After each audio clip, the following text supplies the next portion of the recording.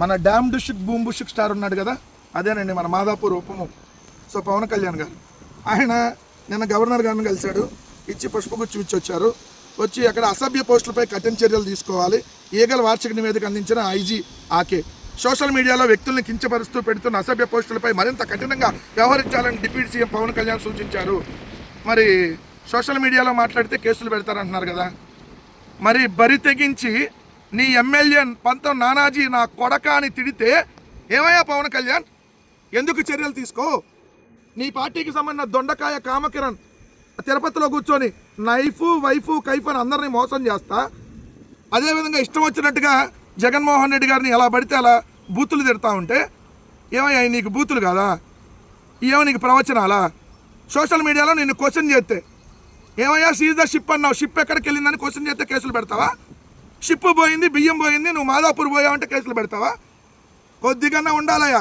ప్రశ్నిస్తానని party పెట్టి ఈరోజు అవతలాడు ప్రశ్నిస్తే ఈరోజు అధికారం ఉందని చెప్పి తప్పుడు కేసులు పెడుతున్నామంటే ఎంత భయపడిపోతున్నారో మీరు సోషల్ మీడియాను చూసి ఇక్కడ అర్థమైపోతా ఉంది.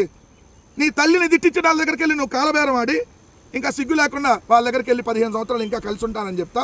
నిన్ను అలాగా అని శంకర జాతిని తిట్టిన వాళ్ళ దగ్గరికి వెళ్ళి బాలయ్య సారు సారు సారు అంట ఆయన సంకనెక్కి ఏ నయ నువ్వు ఈరోజు మళ్ళీ మాట్లాడేది? పవన్ కళ్యాణ్ అనేవాడికి అసలు మాట్లాడేటటువంటి అర్హత ఉందా అని అడుగుతున్నారు ఈరోజు ప్రజలు. అయ్యా మిస్టర్ పవన్ కళ్యాణ్ గారు, మీకు ఎక్కడుంది అర్హత?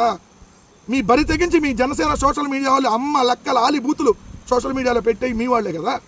ఎందుకు నేను మాట్లాడతా కదా, ఈ వీడియోల కింద చూడండి మీరు, ఈ జనసేన వాళ్ళు ఈ తెలుగుదేశం వాళ్ళు పెట్టేది అమ్మ లెక్కల ఆలి బూతులే. మరి ఎప్పుడు చర్యలు తీసుకుంటున్నావు? ఏదైతే కిరాక్ ఆర్పి సీమరాజా అనేటటువంటి దున్నపోతులు ఎంకరేజ్ చేస్తున్నటువంటి ఇది మీ ప్రభుత్వం కాదా? మరి వాళ్ళందరి మీద ఎప్పుడు చర్యలు తీసుకుంటారు? రోజా గారిని బరి తెగించి ఏదైతే బండారు సత్యనారాయణ వంతు మాట్లాడితే నువ్వు హోటల్కి పిలిపించుకొని శభాషంగా మాట్లాడాలన్నటువంటి వ్యక్తివి నువ్వు. రోజా గారిని పట్టుకొని డైమండ్ రాణి అన్నావే, ముందు నిన్ను కదా బొక్కలేయాల్సింది.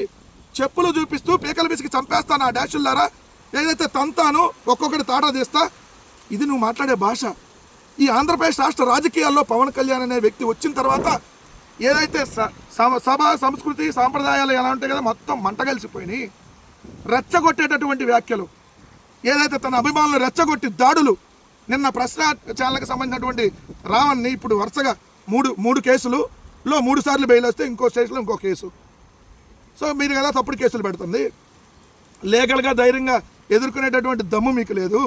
నిన్న మీ జన సైనికుల్ని తీసుకొని వచ్చి అక్కడ స్టేషన్లకి లోపలికి పంపించి దాడి చేసేటటువంటి ప్రయత్నం ఎవరు చేశారు? సో నీతులు చెప్పేటందుకే నువ్వు చేస్తే సంసారం, అవతలాలు చేస్తే వ్యభిచారం అనేటటువంటిది ఇక్కడ కుదరదు. మీరు చేస్తుంది పక్తు రాజకీయ వ్యభిచారం. ఇది గుర్తుపెట్టుకోవాలి పవన్ కళ్యాణ్ గారు. మీ ఉడత ఊపుళ్ళకి, మీ తప్పుడు కేసులకి ఎవ్వడు ఇక్కడ భయపడేవాడు లేడు. కాలం గిర్రులు జరిగిద్ది. ఇంకా 3 ఏళ్ళే, దాని తర్వాత మాత్రం మీరు మీ పార్టీని విలీనం చేయకుండా అదే జనసేనని నడపండి. ఆ రోజు దమ్ముగా నిలబడింది మగాళ్ళు అయితే. పారిపోయేటటువంటి పిరికి పందలు మీరు, మేం కాదు. దేన్నైనా ధైర్యంగా వైఎస్ఆర్ కాంగ్రెస్ పార్టీ కార్యకర్తలు ఎదుర్కొంటాం. ఇంకా 3 ఏళ్ళే. 3 ఏళ్ళ తర్వాత అసలైన సినిమా, మీరు సినిమాలో తీశారేమో, అసలైన సినిమా మేము చూపిస్తాం. దానికి కూడా కట్టుబడి ఉండమని చెప్తాం.